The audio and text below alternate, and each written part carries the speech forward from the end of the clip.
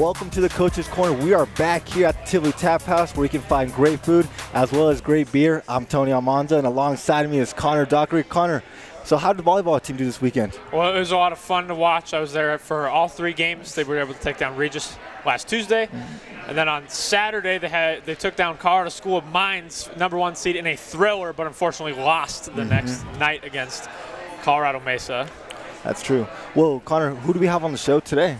Well, it's playoff time for our volleyball team, so we're going to be talking NCAA tournament and RMAC tournament with head coach Jenny Glenn. And then sticking with the postseason, we're going to be switching gears to cross country. We're going to be talking with cross country head coach Trent Mack, as well as we're going to be bringing on sophomore Jacob Link. And I love playoff time here at MSU Denver. But before we bring on our first guest, we want to give you a recap of what happened this past weekend in Roadrunner sports. Let's start with our volleyball team who earned their 4th seed in the RMAC tournament, and they hosted crosstown rival Regis University in the first round. The home team came out flying, grabbing the first 2 sets on the shoulders of Santasia Sturgis, who finished the match with 15 kills and 15 digs. The Rangers would take set 3 to force a 4th set, and was on the heels of taking that set up 24-21, but the Roadrunners would steal the next 5 points to shut down the Rangers' rally to move on to the semifinals of the RMAC tournament. The semis would take place in Golden, Colorado, and it would pit MSU Denver against the Colorado School of Mines, the #1 seed in the conference tournament. The Ore Diggers started out strong, going up 2-0 to really put the pressure on Coach Glenn's squad.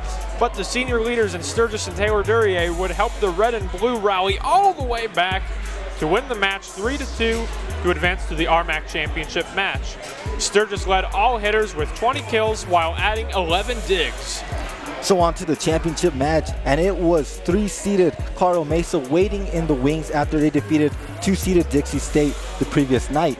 This night belonged to the Mavericks, who swept the Roadrunners 3-0. MSU Denver played Mesa tough in the first set, but never found their footing in the next 2. Sturgis and Duryea would earn all tournament team honors for their great play in the 3 matches.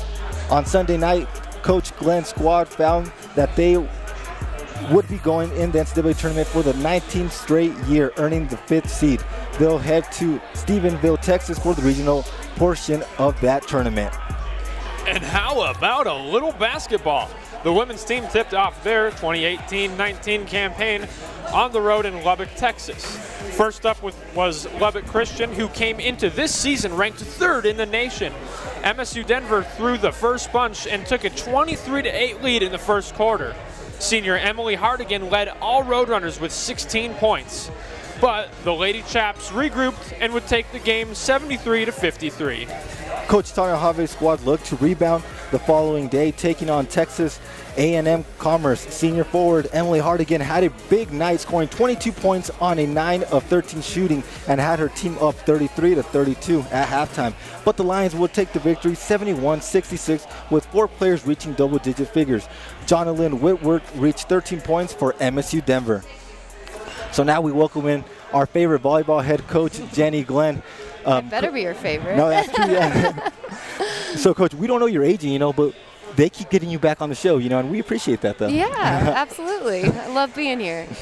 So let's talk about the RMAC tournament from last weekend. You first hosted Regis in the first round, a team that had your number the last few meetings that you had ran into them. So talk about that 4th set. You're down 24-21, but your team stood tall, came all the way back, and was able to seal the deal for the 3-1 victory.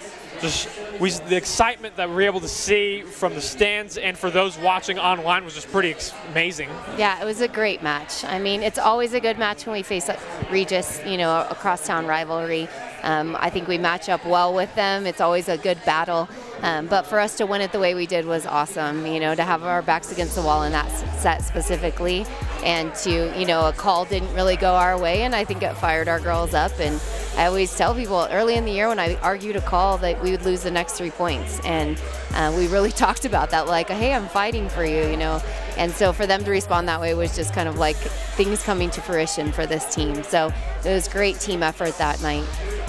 The semifinal round took place in Golden, and you had to take on the #1 seed in Colorado Mines. They had you down 2-0 on their home court. We had a long talk with two seniors, Syntasia Sturgis and Taylor Duryea, in the third set. What did you tell them? Because after that talk with them, it seemed like you had a new team out there for that win.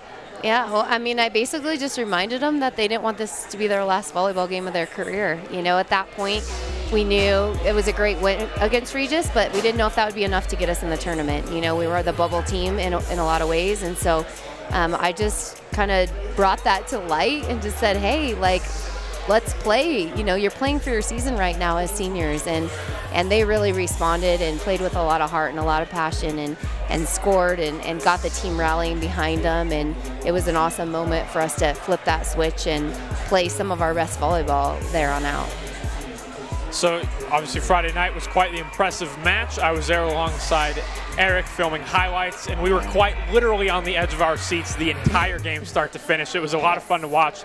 But unfortunately on Saturday's match, championship game against Colorado Mesa didn't go your team's way. 28 hitting errors, unfortunately, didn't do you guys any favors. Just talk a little bit about quick thoughts on that game. Yeah, you know, that game didn't go the way we wanted it to go. It was a tough matchup for us, not as good of a matchup as we have with some of our other opponents. Colorado Mesa is playing very well right now. They're playing really with a lot of excitement and aggressiveness, and you know, we just didn't match up well with them that night. 28 hitting errors, we talked about that as a team. We gave them more than a set, more than a full set in hitting errors. And you know, when they're defending you well, you try to do a little bit more, and it turned into errors for us that night. So, you know, while I feel like that wasn't a great performance for us, I still have a lot of confidence in this team as we move forward. Despite that loss, the NCAA tournament committee thought your body of work was good enough to give you a spot in the NCAA tournament for the 19th straight season. Tell us your emotion you felt when you saw your team name on the screen, and how you felt when you saw your girls excited knowing that their season will continue. Yeah, I mean, it's been a bumpy road for us this year in different ways. I know we were 15-3 in the conference, which sounds great, but it just felt like we had a lot of hurdles to overcome. So it was just a great night to share as a team. And, you know, our name came up a little sooner than I thought it would in that 5th seed, but I think we put ourselves in the position to be close enough to have a great tournament and then jump as much as we did. So it was awesome to get the 5 seed. We're going to play a familiar team in Colorado Mines again, but it was just a great night for a team. You know, you work hard, and our theme has been pound the stone this year, and we've been pounding the stone, and we finally saw it break a little bit. So you mentioned you're going to be taking on a familiar face, Colorado School of Mines, first round, which is going to take place on Thursday. Is this something that you're thrilled with, to be playing a team that you're familiar with, or were you hoping to see somebody new to kind of take on a new challenge? You know, it's a little bit of both. Like, it is a quick tournament. We already leave tomorrow, so we are scrambling for travel plans and all those things. So it's kind of nice to have a familiarity with opponent, but we're always looking to play someone new. You know, we play the RMAC team so many times in the year. It's kind of fun to play a Texas team and, you know, see how the RMAC matches up with the Lone Star or the Heartland even. We won't get that opportunity first round, but hopefully we get it second round. Describe to us what an NCAA tournament feels like. At the end of the day, you're just playing another volleyball match, but you're traveling to a new place. An NCAA championship is on your mind. Does it feel different than a Colorado Premier or the RMAC tournament? Yeah, I mean, you said it. I think we try to really make sure it's just volleyball and we don't make it bigger than it is, but then we also address the fact that it is a bigger stage, you know, and the lights are a little bit brighter. So we'll treat it the same, but at the same time, you know, it's kind of do or die, and so that's where we grow the most as a team in our mental toughness. Well, Coach, thank you so much for coming on the show, and best of luck to you this weekend in the NCAA tournament. Absolutely. Thanks for having me. Yeah. So we'll be taking our first break, but it's that time again where we bring you the tweet of the week. It comes from our volleyball team who, as we mentioned, is going to the big dance to play for a national championship. You gotta love how excited this team is to continue their season and play for the ultimate prize in Volleyball Division II. We want to wish all those players, coaches, athletic training staff, and the administration all the best of luck in Stephenville, Texas. Time for that break, but we'll talk some cross country up next on the Coach's Corner.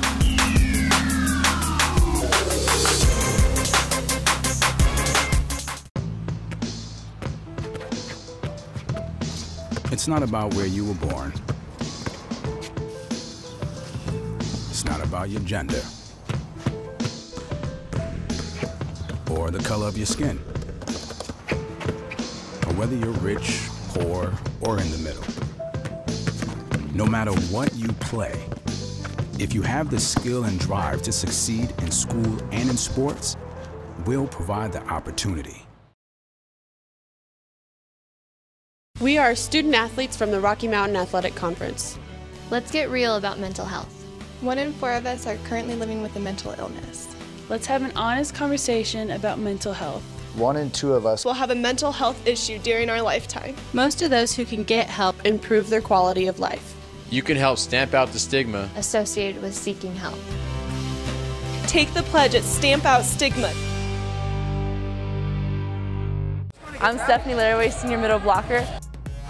And the block, Stephanie Laraway, the leader on this team in blocks, coming up big. You're watching Coach's Corner. Get rowdy. Welcome back to the Coach's Corner. Before we talk with Coach Mack, we want to bring you some details about a club that you need to be involved in, especially if you come here to the Tivoli Tap House often.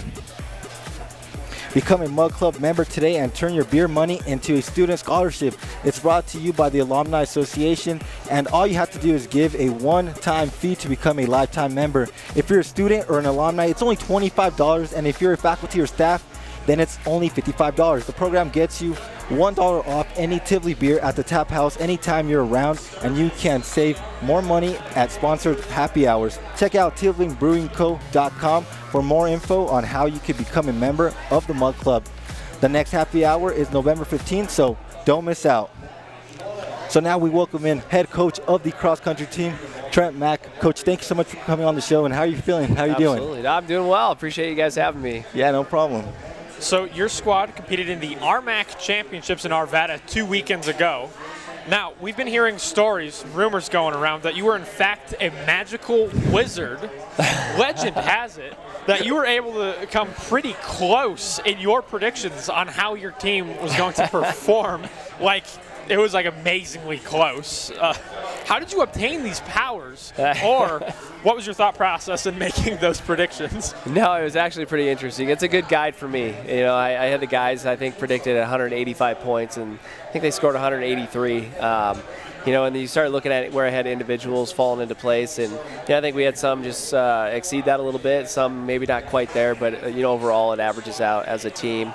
But I think where it really helped me more was really flipping it over to the women's side, because we were a little bit off of where I had predicted. So those magical wizards, they faded quickly. I think it was the rain, but it does tell me, when I look at it across the board and I see each one of our young ladies maybe just a tad off of where I really expected them, that really tells me it's more of a team thing, it's more of a training thing, not such an individual circumstance, and that really falls on me. Those are adjustments that I need to make. Okay. The men competed first, and they would finish 7th overall. Can you tell us how that race was against those top teams in Division II? Yeah, I thought honestly, I thought our men, to go out and we continue to talk about just do what we're capable of. Sometimes when you try to do more, you really swing for the fence. Sometimes it actually hurts you more than helps you. And we got a young crew, no seniors on the guys' side, a couple freshmen, redshirt freshmen, Nikita Cordier and Nick Nowlin, a true freshman. Some young guys that are actually being in a scoring impact position their first year in uniform. And so, for them to get to the end of the season and step into competition like that, it's a lot of nationally ranked teams and very quality teams. For them to just go out and do what they're capable of doing and not really get overwhelmed by, we go to some meets and maybe they're racing in the top, 25%, 30% of the race, and now find themselves a little bit further back because there's some quality individuals. You still got to be able to go out and execute your performance and what you're capable of doing.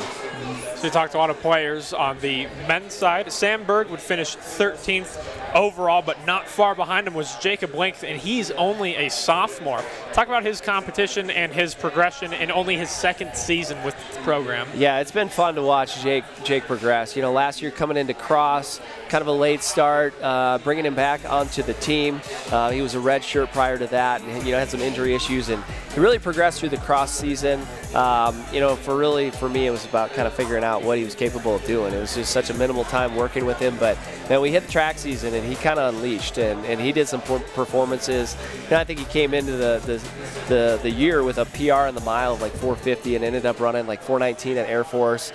Converted down to 409. I mean, it was some big performances on the track for him, and really built a lot of confidence. So coming back this season, I think it's really carried, through that, and just being consistent. And so I think for Jake, really going into the region meet, I'm excited because he's an aerobic guy. I think he really favors that longer distance, and the way he races is very strategic. He's very, very good at controlling his efforts and how he puts his effort out. And so the longer the race, he sometimes can get some guys that make some mistakes in that long of a race. So let's talk more about the women now. They competed in the race in the 6th spot. You had Alden Grudell already for the meet. Can you tell us how they did and how much it helped having Alden back? No, it's great to have Alden back. She's great energy. She's always, in good spirits and kind of hyper, and it's always fun to have that kind of energy. Like I mentioned earlier on the women's side, I felt we were just a little bit off, and I'm encouraged by the changes that we can make. I know we can control that, and I think the women see that too. They know what they're capable of, and so I think to go out and their kind of their feedback, how they felt. They didn't feel great. The legs really didn't feel underneath them, but they kind of walked away from it saying, man, if we can run like that when we're not, maybe at our best, what are we capable of when we are? And so we've really been working on fine-tuning things and keeping the confidence up. But yeah, I mean, across the board, we need all of them to do what they're capable of doing, and I think they're going to be ready. So with both of these teams, it looks like they have made some major progressions in comparison to last year's RMAC tournament. How big were those improvements to you, and what do you think has been the biggest reason behind some of those big changes in the results? I'm extremely happy about the improvement. I mean, we have to figure out, despite the conference we're in, I mean, the RMAC is a tough conference. I mean, there's some national contending teams, and that's a history, a tradition, and they're going to be there every year. We got to figure out how to run at that level, and we really have closed that gap in a year, and I think they really haven't hesitated on taking on that challenge. I think the biggest way we've made those improvements is communication. Beginning to kind of understand the language that I'm speaking to them being able to communicate with me how they're feeling. We can make those adjustments. It's such a big part, when you're training the body, like they got to be able to tell me how they're feeling. And some days I got to know when it's time to push, when it's time to back out or back off, and that's a two-way street. We got to be on the same page together, and I think that's the biggest change from a year ago. So next up is the NCAA Regional Tournament that will be taking place here in Denver at Washington Park. Yeah. Can you tell us how different that race is than the RMAC tournament? Well, I mean, the course itself. Wash Park is deceivingly tough. The teams that come to Wash Park, they run it and they walk away. And I've had a few coaches at our home meet this year and last year say, man, the feedback from our kids is they were surprised how tough the course is, because you look out and it's fairly flat, but it's some tough footing, some thick grass at times. But it's a great course to race on, and I hope that we can take that into our advantage, having it here local at Denver. We do a lot of training there, and then just the design of the course. RMAC's, a couple 2K loops. If you're feeling rough, a course like that can really get to you mentally, because you get through 2 loops, and on the guy's side, they're just feeling it. They're like, man, I got 2 laps to go. You start getting in your head. So it's a little bit different on our course. You don't run in quite as many loops. It spreads out a little bit, but also, like I said, it's a deceivingly tough course. And when you extend that distance on the men's side, it definitely favors the strength factor and maybe some of the maturity in the guys. So Alden was telling us that she has a love-hate relationship for Washington Park. You were just talking about a kind of a deceptively difficult course. Sure. Do you kind of feel the same way about it, especially in a competition of this magnitude? Yeah, I mean, I can totally understand that comment, and I think that's why we've worked on a lot of just the mental approach to it. You got to be confident when you step on that course, and you got to be able to expect what's about to come your way. And we've talked about that. We're going into the region meet. They can't expect to feel great. No race is ever going to feel great. Even though we're trying to back off and get the legs back underneath us, they still got to be ready to hurt and push through that. Well, Coach, I don't know if you know, but we have a new segment here on the show where we ask a coach a trivia question. I heard a rumor. Yeah. All right, so are you ready to play? Well, let's go for it. All right. So Here's your question. On the men's side, how many All-American have been in the MSU Denver history? What is that number? How many All-Americans in cross country? Yes. All right. Let's go 5. Oh, no. The answer was 4. Oh, it's going to go. That was close, though, yeah. But, however, you will have an opportunity to get some more bonus points. Usually we give coaches a chance for just like one bonus question. However, with you, it's a little bit different. We'll give you 1 bonus point for each All-American that you can name. And there was 4. For each one that you can name successfully, we'll give you a bonus point. All-Americans that I can name. Let's go Nick Cadlick. Oh man, here's where I'm going to struggle. I'm going to have to dig deep.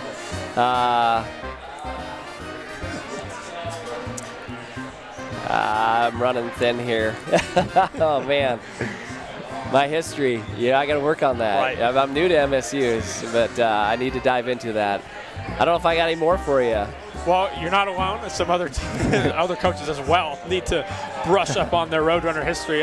You did get Nick Cadwick right. Alongside him was Kirk Harvey in 2013. We had Iger Erickson in 2011, and we also had Todd Tolentino in 2008. Kirk is the one I should have known. The name would not come to me, and I knew once you said that was the one it's the only other one I should have got. It was right there at the tip of the tongue. All right. It's all good, Coach. At least you're still a wizard, when it comes to those races. Not that I get competitive or anything. Right. Well, thanks so much for coming on the show, and best of luck to you in the regional tournament. Appreciate it, guys. Thanks for having me. Yeah.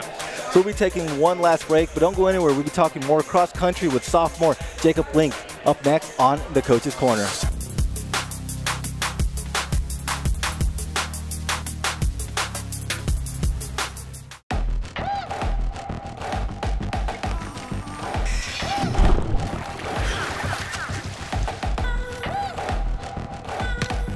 Enough. Yeah, I'm over it. We shouldn't need commercials to tell you we're powerful. No thanks.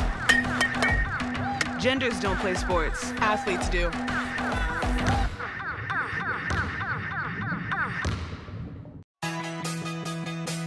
Rocky Mountain Athletic Conference is committed to sportsmanship. We take pride in the conduct of our student athletes and coaches. And ask that everyone, coaches, athletes, and spectators, treat opponents and officials with respect. We encourage you to cheer for your favorite team.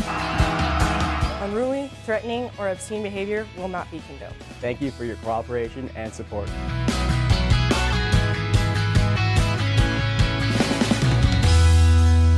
I'm Erica Ruiz, a senior on the women's cross country team, and you're watching the Coach's Corner Get Rowdy.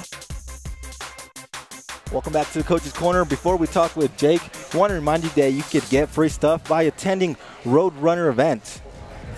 Right now, you need to go and download the Roadrunners Rewards app. Come to MSU Denver sporting events, Coach's Corner, and other events. Check in when you get there and start earning points towards free Roadrunner gear. Again, it's Roadrunner Rewards, so don't be left out of the cold.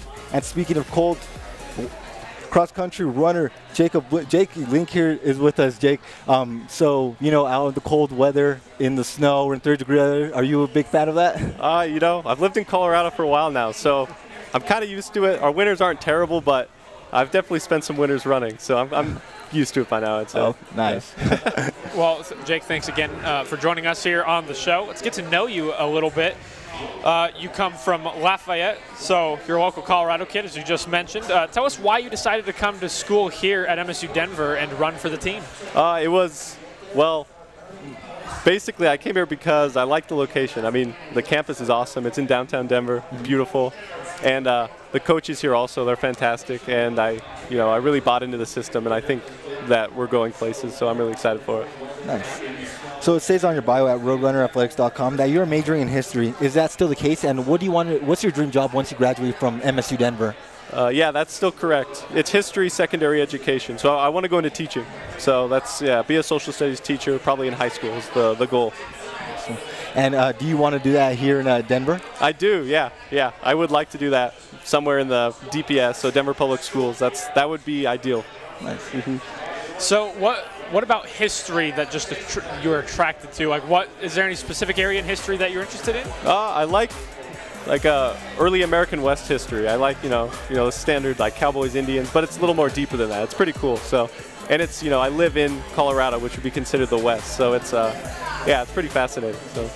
So you're now in your sophomore year here in cross country. What were some of the lessons you learned here during your freshman season, and what were some things coming from that season that you wanted to work on as you moved into this season?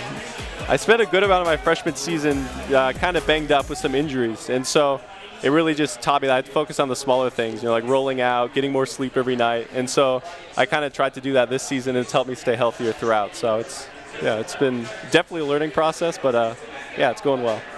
So can you talk to us about Coach Mack and how much he has helped you so far in your Roadrunner career? He's been fantastic. I'd say he's probably the most influential coach I've ever had. So he's he's just very individualized. So anyone can come and talk to him, and he can have an individual training plan for them. And he's just it doesn't just come down to running. If you have some life, need something in your life, you go talk to Coach Mack, and he'll help you out. So yeah, he's fantastic. So you just competed in the RMAC Championships a few weeks ago and finished 18th with a personal best time in the 8K race.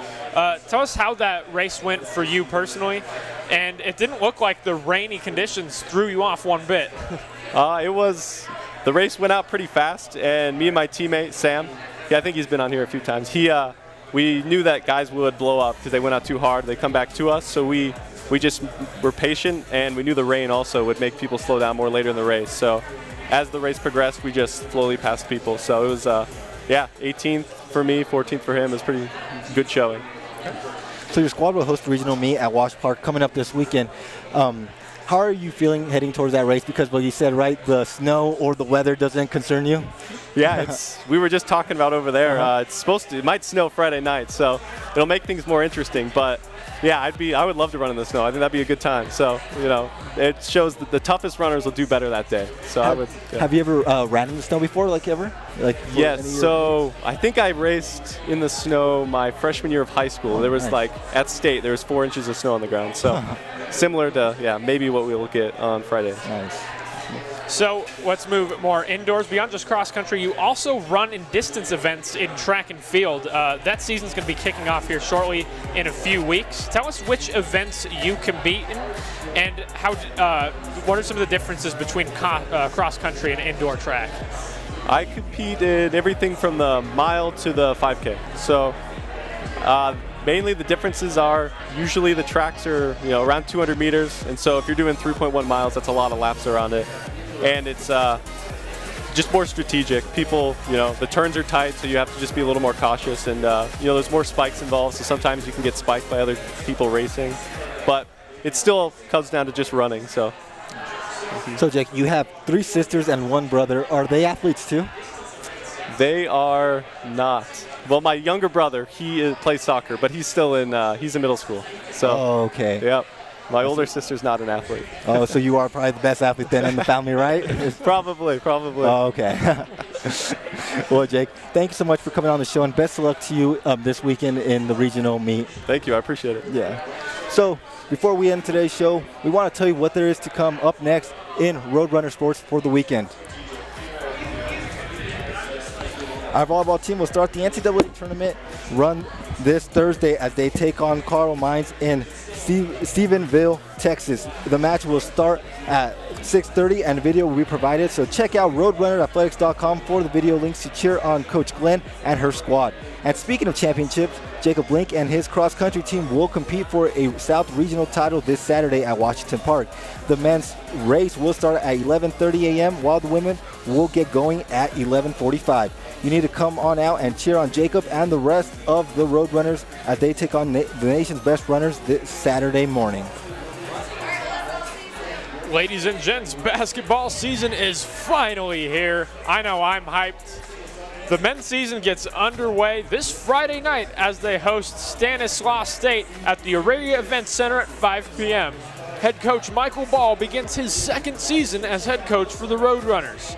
The women's season started last night, but will have their home opener this Saturday night as they welcome in West Texas A&M for a big regional match that tips off at 7 p.m. come to downtown Denver and support Coach Ball and Coach Have. But if you can't make it out, Roadrunners TV will be there to catch every dunk and every three-pointer as the basketball season really gets underway.